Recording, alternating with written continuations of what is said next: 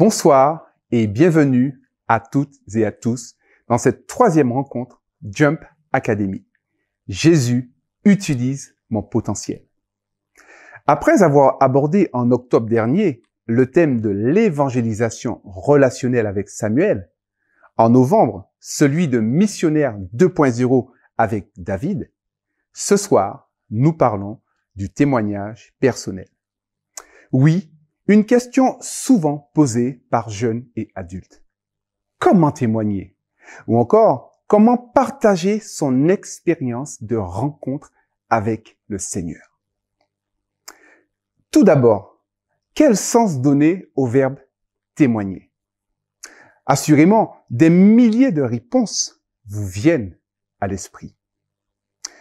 Je vous rapporte celle du petit Robert, qui dit que témoigner, c'est avant tout rapporter un fait véridique, manifesté, démontré par ses paroles, par ses actes. Dans la Bible, le verbe témoigner se traduit en grec par marturéo.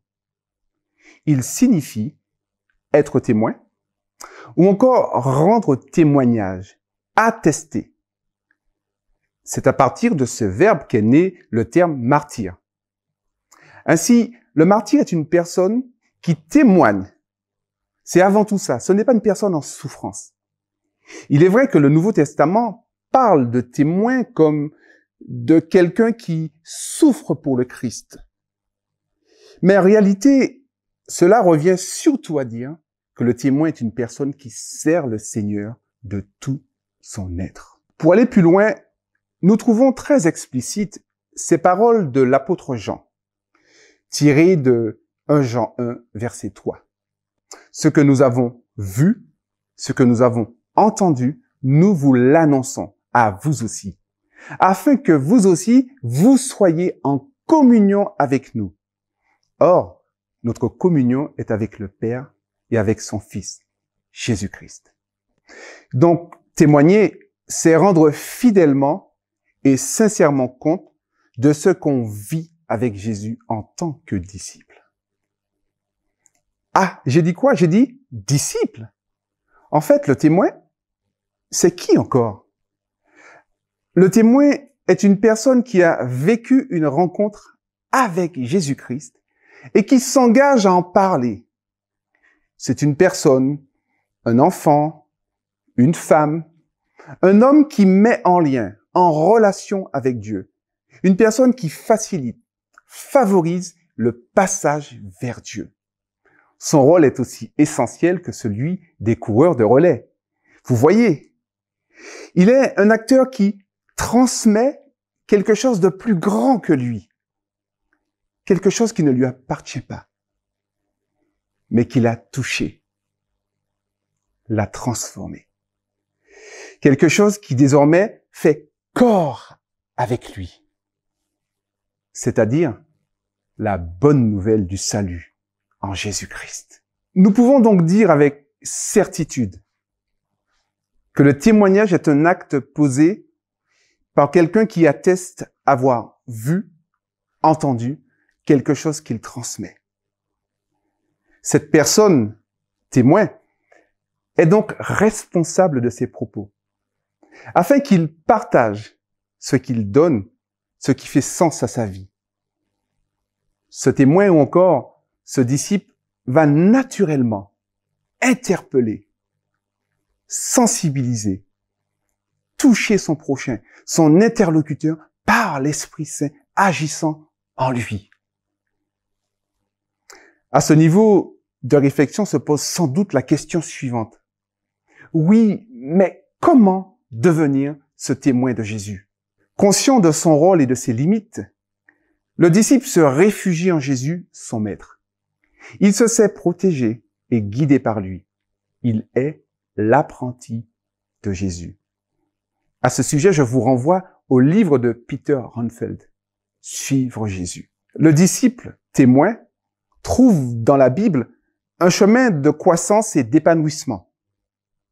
Il s'engage à, premièrement, marcher dans les pas du Christ, Deuxièmement, nourrir une relation avec Dieu. Troisièmement, étudier sa parole. Quatrième point, il a une vie de prière. Cinquièmement, il se laisse conduire par le Saint-Esprit. Et pour terminer, le sixième point, le disciple croit qu'il a reçu au moins un don du Seigneur. Il est important de se rappeler que le véritable témoin ne se distingue pas seulement à travers ses actes de piété, aussi extraordinaires soient-ils, mais c'est surtout à travers la culture de valeurs fondamentales, telles que l'humilité, l'amour, la patience, une bonne écoute, de l'enthousiasme, le respect de l'autre dans sa différence. De plus, l'autre, celui avec qui le témoin partage, n'est pas un perdu, un ignorant, mais une personne qui a sa propre histoire, son chemin, sa foi. Une personne en qui le Saint-Esprit œuvre déjà,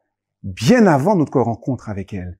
Ainsi donc, l'Esprit interagit avec l'interlocuteur et l'écoutant. De façon pratique, plus nous serons simples et accessibles, plus notre langage sera adapté à la personne à qui nous nous adressons. Plus nous serons à l'écoute du Maître Jésus, mieux nous pourrons accueillir ceux vers qui Dieu nous envoie. Car ces derniers proviennent de tous horizons. D'ailleurs, nous ne décidons pas par nous-mêmes vers qui aller. Il est donc souhaitable de rester ouvert, disponible à toute relation. J'aime bien cette citation de Neil Cole. Écoutez, nous avons tendance à choisir le plus intelligent et les plus instruits de ce monde.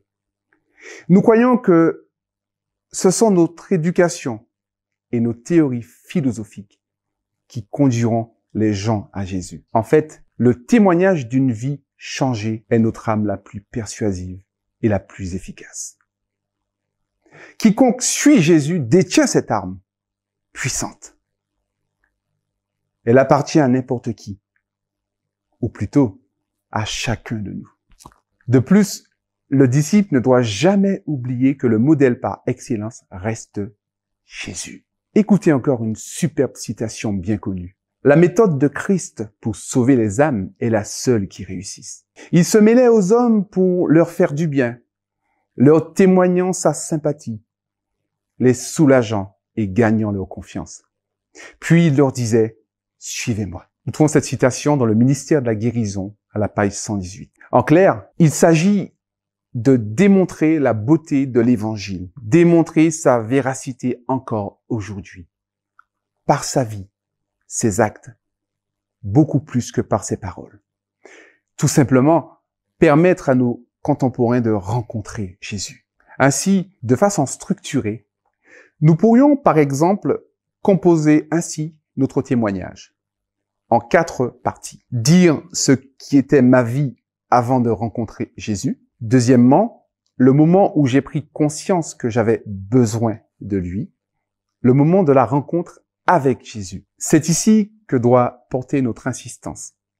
Car il est question de ce que Dieu, au travers de Jésus, a fait dans ma vie. Le passé, ce que j'étais avant la rencontre, n'est là que pour démontrer l'action de Jésus. Comment l'éclat de sa présence a éclipsé ce que j'étais hier. Tout se concentre sur la personne de Jésus. Troisièmement, ce que cette rencontre a produit dans ma vie. Joie, paix, croissance, relations harmonieuses. Bref, toute sa présence au quotidien. Quand il est à ma droite, je ne chancelle pas. Sa présence est donc le ciel pour moi. Ainsi, c'est avec raison que l'apôtre, dans 1 Pierre 3, verset 15, nous invite à être toujours prêts à répondre de notre foi, à répondre de l'espérance qui est en nous. Car Jésus, lui, est déjà là. En conclusion générale, nous dirons que le témoignage est davantage une manière d'être qu'une succession de mots ou de faits. C'est d'abord être une personne porteuse d'un message d'espérance. Un message qui agit dans sa vie présente. Et ce message va débordant, comme Jésus l'avait promis à la femme samaritaine. Celui qui boira de l'eau que je lui donnerai n'aura jamais soif. Et l'eau que je lui donnerai deviendra en lui une source d'eau qui jaillira jusque dans la vie éternelle. En effet, À la suite de cette entrevue avec la femme, Jésus annonce qu'il est le Messie. Le texte poursuit et dit, « La femme, ayant laissé sa cruche, s'en alla dans la ville et dit aux gens, « Venez voir un homme qui m'a dit tout ce que j'ai fait. Ne serait-ce point le Christ ?» Ils sortirent de la ville et ils vinrent vers lui. Je vous encourage à vivre pleinement la rencontre avec Jésus. Les transformations que l'Esprit Saint peut opérer en nous, en tant que disciples, et la force qu'il nous donne afin de vivre en témoignant auprès de chaque contemporain qu'il place sur notre chemin, en témoignant la joie de la bonne nouvelle, l'Évangile. Que Dieu nous bénisse.